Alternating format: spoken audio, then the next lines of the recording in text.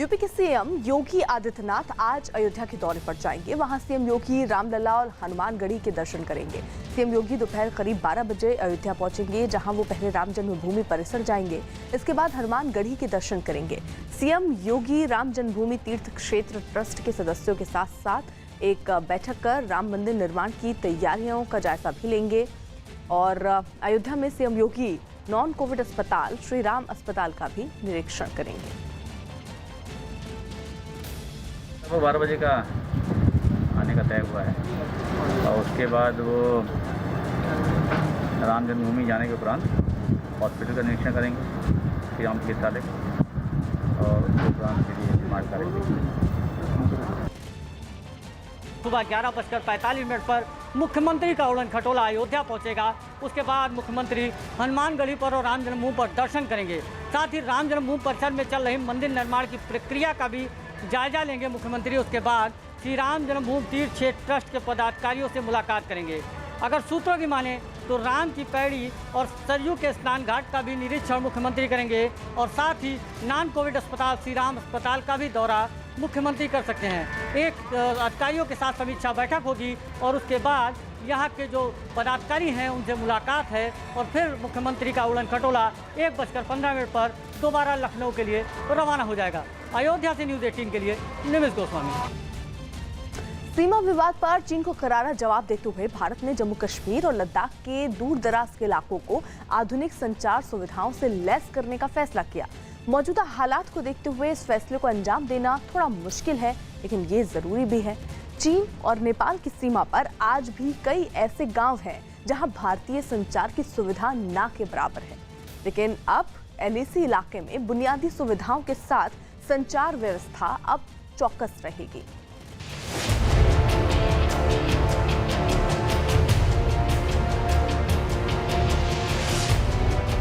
कश्मीर घाटी की जानलेवा गहराई, आसमान को छूती लद्दाख की चोटियां, बर्फबारी से हर कदम पर मुश्किलें,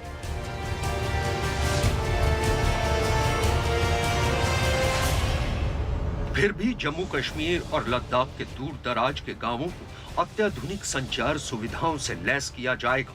इसका जिम्मा उठाया है केंद्रीय संचार मंत्रालय ने, क्योंकि ये वक्त का तकाजा भी है और आज की जरूरत भी। पाकिस्तान और चीन की सीमा से लगे कई गांवों में संचार सुविधा है ही नहीं। हिमाचल प्रदेश, उत्तराखंड के कई अंदरूनी इलाकों में तो मोबाइल फोन चीन के नेटवर्क पकड़ते हैं। वहां भारत के मोबाइल टावर्स का कोई अता पता नहीं होता। लिहाजा केंद्र सरकार ने फैसला किया है कि देश के दूर दराज इलाकों में बसे 354 गांवों को संचार सुविधा से लैस किया जाएगा। इन 354 गांवों में 144 गांव लद्दाख और जम्मू कश्मीर के हैं। इसमें सबसे अहम है लद्दाख के वो 57 गांव जिनमें से ज्यादातर चीन की सीमा से लगते हैं। जम्मू कश्मीर के 87 गांव भी शामिल हैं। जैसे कि गलवान घाटी है, चुशूल है, दौलत बिल्डी है। अभी पेट्रोलिंग वहाँ मैनुअली जब करते हैं तब वो जो भी उनके द्वारा इंक्रोचमेंट की जा रही है उसका आभास होता है और सैटेलाइट टावर के बाद फिर बहुत हेल्प मिलेगी। हमें पहले ही उसकी जानकारी हो जाएगी कि उन्होंने किस फिंगर पॉइंट को क्रॉस करने की कोशिश की है। तो ये जो कदम उठाया गया सरकार के द्वारा, ये बहुत ही स्वागत योग्य कदम है। इस काम को अंजाम देना मुश्किल है क्योंकि इनमें से कई गांव बहुत ही दुर्गम इलाके में हैं। कई गांवों तक पहुंचने के लिए सड़क भी नहीं है। पहाड़ियों पर चढ़कर जाना ही एकमात्र रास्ता है। ऐसे गांवों में संचार से जुड़े बुनियादी ढांचों को खड़ा करना असंभव सा लगता है, लेकिन चीन के साथ तनाव को देखते हुए इस काम को मिशन की तरह अंजाम दिया जाएगा। इसके लिए उच्च तकनीक का सहारा लिया जाएगा ताकि मुश्किलें कम से कम हो। दूर दराज देश भर के रिमोट इलाकों में संचार मंत्रालय 812 डिजिटल सैटेलाइट फोन टर्मिनल यानी डीएसपीटी लगाएगा। इन 812 डीएसपीटी में से 134 लद्दाख के गांवों में लगेंगे। लद्दाख के जिन 134 इलाकों को सैटेलाइट फोन के लिए चुना गया है वो वही इलाके हैं जहां इस समय चीन के साथ भारत की तनातनी चल रही है। लद्दाख की गलवान घाटी हॉट स्प्रिंग्स, दौलत बेग ओल्डी, लुकुंग, ठाकुर और चुशुल लद्दाख की इन जगहों पर सैटेलाइट फोन के टर्मिनल लगेंगे ताकि हर मूवमेंट की जानकारी सेना को मिलती रहे। जैसा कि हमारी भारत की सरकार ने सैटेलाइट टावर इम्पोज करने का फैसला किया है, इसका बहुत ही लॉन्ग लास्टिंग टर्म में बेनिफिट होने वाला है। उससे क्या होगा कि उनके द्वारा किसी भी तरह की जो इंक्रोचमेंट की जाएगी या उसकी पहल होगी तो हमें बहुत ही प्री अलर्ट मैसेजिंग मिल जाएगा। ये प्रोजेक्ट पूरा होने के बाद जम्मू कश्मीर और लद्दाख के सभी इलाके और सभी गांव संचार सुविधा से लैस हो जाएंगे। इसके अभाव में अब किसी भी मूवमेंट की जानकारी मिलने में काफी वक्त लग जाता है। इस मिशन के पूरा होने के बाद सेना के ऑपरेशन चलाने के साथ गांव वालों को भी सहूलियत हो जाएगी। ये दो ऐसे राज्य हैं जिनके सीमावर्ती जो हमारे पड़ोसी देश हैं, चाहे पाकिस्तान हो, नेपाल हो या चाइना हो, इनके द्वारा हमेशा एक अलग तरह की स्थितियां उत्पन्न की जाती रहती हैं। तो कहीं न कहीं जब इनके द्वारा घुसपैठ की जाती है या आतंकवाद के द्वारा जो है घुसपैठ की जाती है तो हमारी सेना को ऑपरेशंस करने में काफ़ी कठिनाई होती है संचार व्यवस्थाओं के अभाव में। इस काम को अंजाम देगा केंद्रीय संचार मंत्रालय के तहत काम करने वाला यूनिवर्सल सर्विस ऑब्लिगेशन फंड यानी USOF। LAC के इलाके में पहले ही बुनियादी ढांचे को लेकर काम चल रहा है। ऐसे में सीमावर्ती गांवों के संचार सुविधा से लैस होने के बाद दुश्मन की कमर ही टूट जाएगी।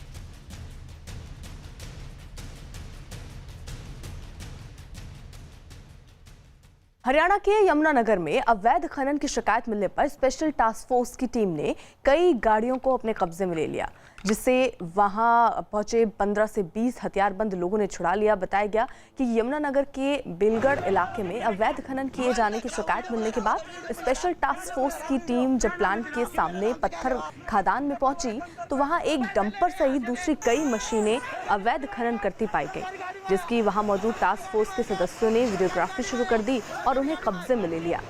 इसी दौरान वहां 15 से 20 लोग पहुंच गए और उन्होंने हथियारों के बल पर न सिर्फ गाड़ियों को छुड़ा लिया बल्कि अधिकारियों को गोली मारने की धमकी दी। घटना का वीडियो वायरल होने के बाद पुलिस ने मामला दर्ज कर कई लोगों को हिरासत में ले लिया। एसआईटी में सीज कर दिया था, कुछ लोगों ने उस डंपर को और उसको छुड़ा लिया था। उस संबंध में एसआईटी के ASI राजेश सैनी के दरखास्त पर हमने तुरंत मुकदमा दर्ज करके इसमें 2 आदमी मुनव्वर और महबूब को गिरफ्तार कर लिया था। कोरोना के खतरे से निपटने के लिए अहमदाबाद नगर निगम ने कंटेनमेंट जोन में सख्ती बढ़ाने का फैसला किया। एक सोसाइटी में 5 या उससे ज्यादा कोरोना के मामले सामने आए तो उस सोसाइटी को माइक्रो कंटेनमेंट जोन घोषित कर दिया जाएगा। अहमदाबाद की ऐसी ही एक सोसाइटी में एक ही परिवार में 5 लोग संक्रमित पाए जाने के बाद नगर निगम ने उस सोसाइटी को माइक्रो कंटेनमेंट जोन घोषित कर दिया, जिसके बाद सोसाइटी के दरवाजे बंद कर दिए गए। ऐसी सोसाइटी में मेडिकल इमरजेंसी के अलावा किसी व्यक्ति को आने जाने की इजाजत नहीं दी जाएगी। स्विट्जरलैंड में एल्प्स पर्वत श्रृंखला पर हजारों फीट की ऊंचाई पर कुछ कलाकारों ने खतरनाक स्टंट। पहाड़ों पर स्कीइंग और हाइकिंग जैसे खेल कराने वाली एक कंपनी ने महीनों के लॉकडाउन के बाद दोबारा खुलने पर एयर शो का आयोजन किया, जिसमें मौत को धता बता देने वाले ऐसे करतब किए गए जिन्हें देखकर कोई भी दांतों तले उंगलियां दबा ले। एक कलाकार तो पहाड़ की चोटी के बिल्कुल किनारे पर लगाए गए 30 फीट ऊंचे पेंडुलम पर चढ़ गया और फिर कभी उसके अंदर तो कभी उसके ऊपर दौड़ने लगा। वहीं एक कलाकार केबल कार पर लगी रस्सी से हवा में लटके हुए करतब करता दिखा, तो दूसरा खड़े होकर तार पर साइकिल चलाता नजर आया। धड़कनें बढ़ा देने वाली कलाबाजियां यहीं खत्म नहीं हुई। अगले स्टंट में एक आदमी पहाड़ की चोटी पर लगे खंबे पर चढ़ा दिखा, लेकिन यह खंबा किसी आम खंबे की तरह अपनी जगह पर स्थिर नहीं था। कलाकार ने जैसे जैसे करतब किए खंबा हवा में इधर से उधर डोलता नजर आया।